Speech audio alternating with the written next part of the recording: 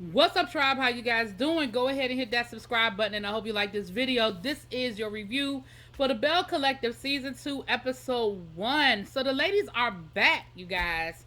So y'all know that most of the times these episodes are just a bunch of let's get caught up. What happened since we left off? So we start off with Miss Latrice. If you remember, Latrice is the hair queen. She's got the hair extensions and beauty products. She's got the vending machines.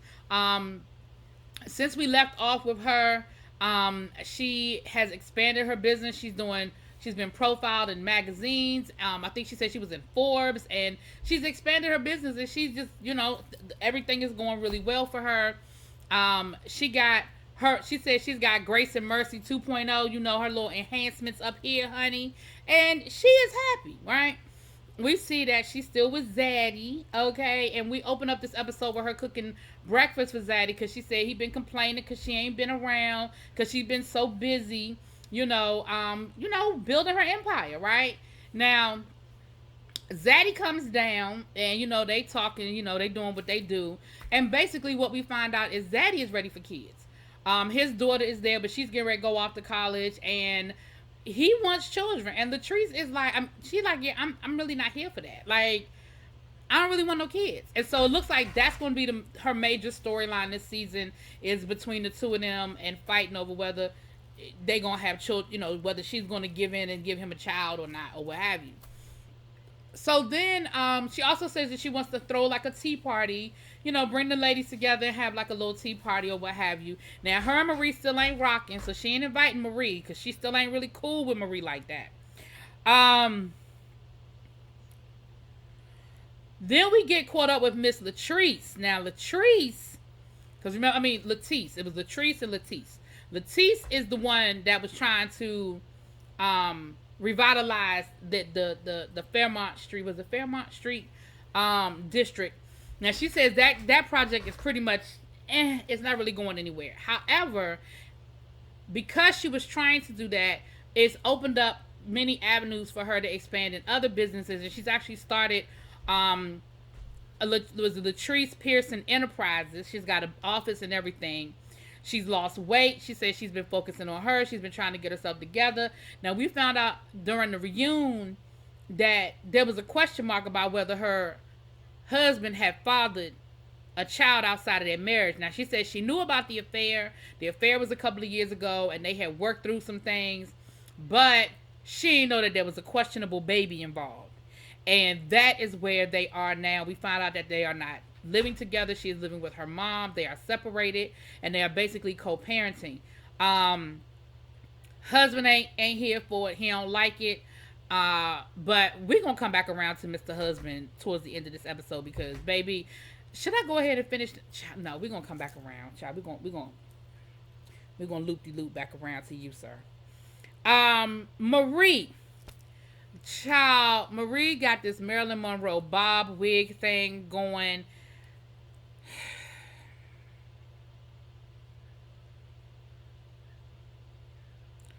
I'm not even gonna say nothing about her hair. I'm just let her have it. I'm gonna just let her have it, cause clearly she think it look good. So we're just gonna leave that. Boom, we're gonna put it right there. So her business is expanding as well. She has the methadone clinics and the mental health clinics and all of that. So her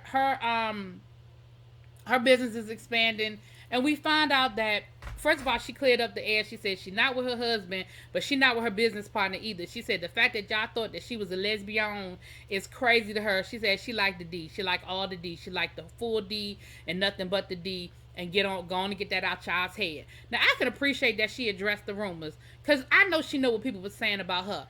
I can appreciate that she addressed it, okay? But people still gonna feel what they feel. But I believe you, girl. I believe you. Moving on. Unfortunately, though, now her mother lives with her. She said she got her mother clean. Her mother went through rehab, and now her mother lives with her. And we learned last season that was something that her and her mom struggled with her whole life, was her mother's addiction and being able to be a fully present parent to her. We know the struggle she had with her son last season and how she was raising and helping him raise his kids. Really, she was raising his kids for him, really. But unfortunately, we found out that, like, literally right before they started filming, the mother of, because remember he had more than one child, the mother of one of his children was murdered. She was sitting in her car and the car was shot up. But here's what the crazy thing was, and but for the grace of God, if you believe in God, if you don't believe in God, I ain't trying to offend you, but baby, I believe in him. The baby was in the car. And she said the way that car was shot up, it wasn't nothing but God protecting her and watching over her and that baby. So unfortunately, not her, but the baby. Unfortunately, the mother is gone. And that means that her son has to step up and she's got to step up. But thank God that baby wasn't hurt. And the baby wasn't even hurt. Thank God that baby wasn't hurt. She said that, we see her, because again, this just happened. So this is fresh. We see her talking to her son and, he was saying how he just can't believe this and how it's still really raw. And, the fact that he's got to, somehow they got to figure out a way to let that baby know his mama ain't never coming home, and it was sad. It was really, really sad. And you could definitely see she was struggling with it. But she said that, she told her son she doesn't want him to drop out of school. She still wants to support him because ultimately she knows that him getting his education is going to be in the long run help them, help him with his kids in the long run. So respect, much respect, much respect. Tiambra.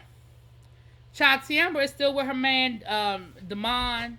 She's still with her man. They still trying to have a baby. She ended up having to have surgery for her fibroids, and she said they removed a bunch of fibroids, child. And so now they ready to have the babies. She's still doing her radio show and everything. So we see her go to the fertility clinic, and they asking about getting pregnant, and the doctor was like, well, how long have y'all been having unprotected sex? Girl, she said we haven't been.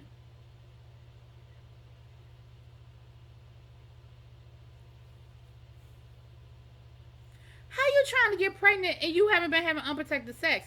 Now listen, my friends know that I am the queen of user protection, and I ain't gonna give y'all all my business, but just know that I get that part of it. But if I were trying to get pregnant, then I would know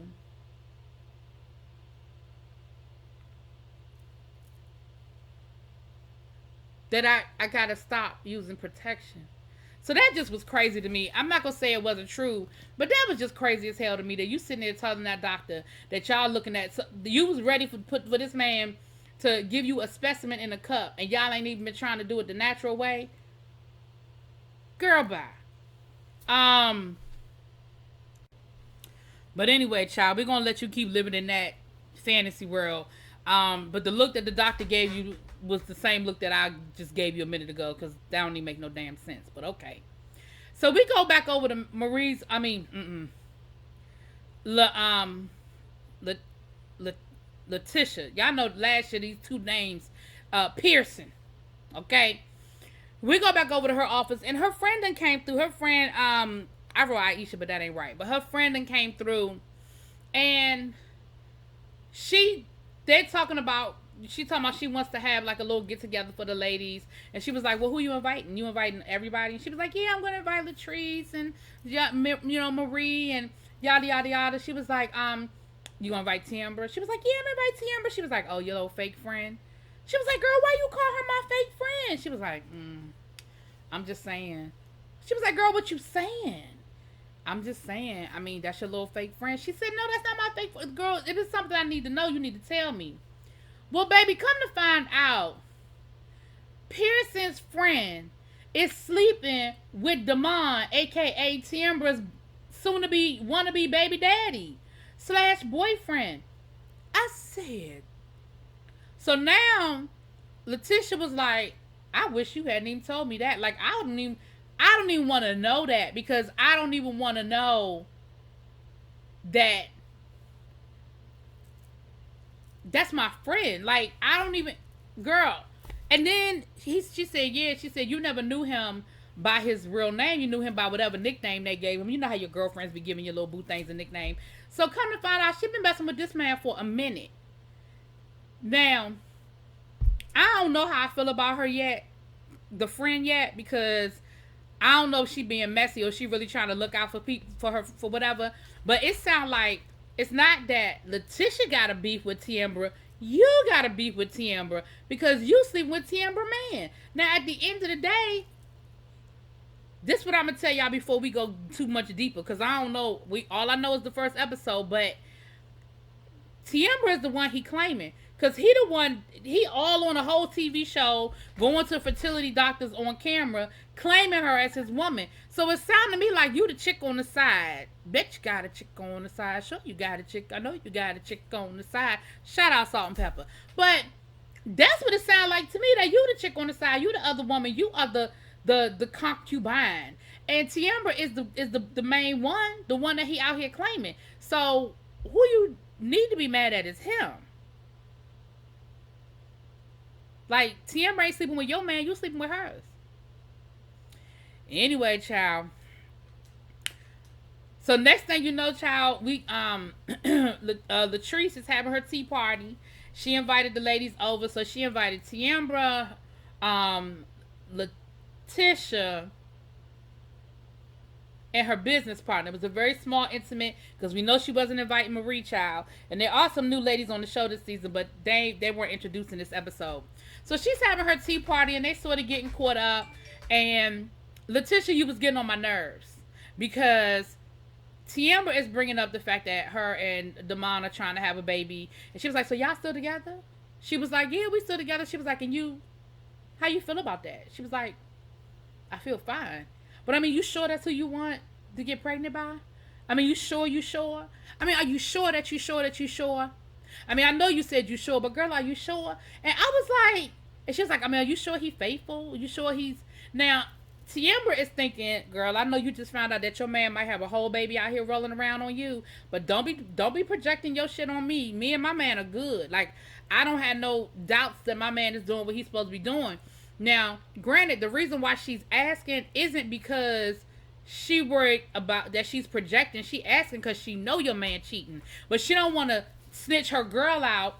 But at the same time, because she was like, I need more information before I put myself in this. Before I need to know more about what the real deal is. I need more information before I start putting myself out there and putting people and exposing people. Like, I ain't trying to do all of that.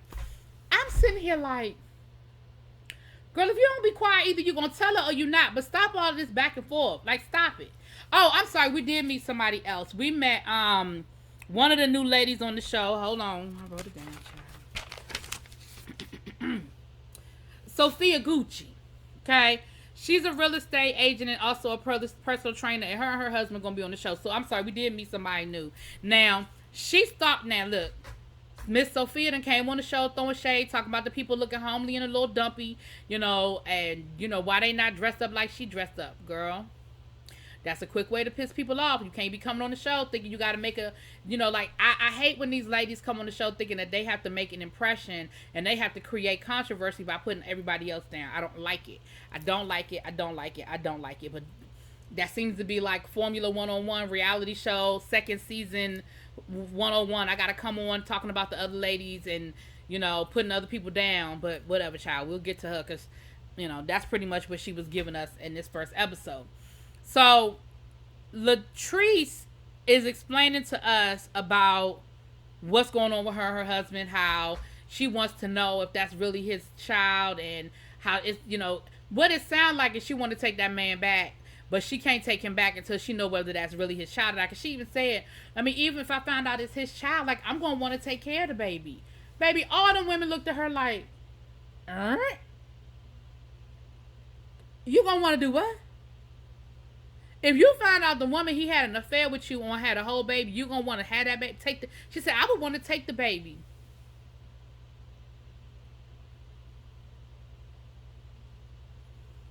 Now, I know people have done it. But I'm still going to give them that same look I just gave you. Child. But that was really, like honestly, that was the biggest, you know, we see where Latrice, because she was talking about, because Miss Sophia was talking about Letitia's edges. And I'm not saying she was wrong. I'm just saying it was rude. So then we see later on in the episode, we see Letitia. Oh God, Letitia's husband come around. Glenn comes around and he's talking to her because he was like, "Listen, this is ridiculous that we're not together. This is ridiculous we're not under the same roof. Like, I miss my wife. I need you back home." Now, she's talking to him about the infidelity, and he's talking to her about the fact that he just need her back home. And he was like, "It don't matter whether I was cheating or not. You need to come home. That's where you belong." Sir, what?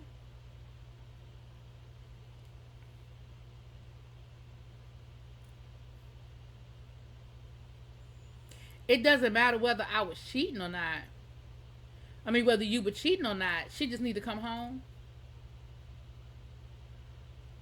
She said, remember last season when he proposed to her and, to renew their vows and gave her a whole nother ring? Child, she found text messages that night.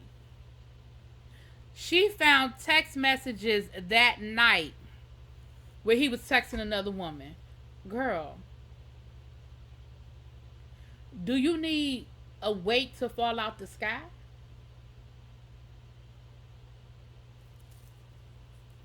I'm just trying. I'm trying to figure out what you need to hear.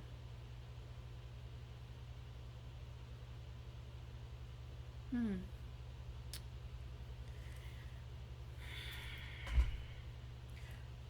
So it ended. The episode ended with her asking him point blank, "Is that your child?" And of course, they left us with the cliffhanger child. But anyway, the Bells are back. The ladies are back. Belle Collective. Y'all let me know what y'all think. I will talk to y'all later. Peace.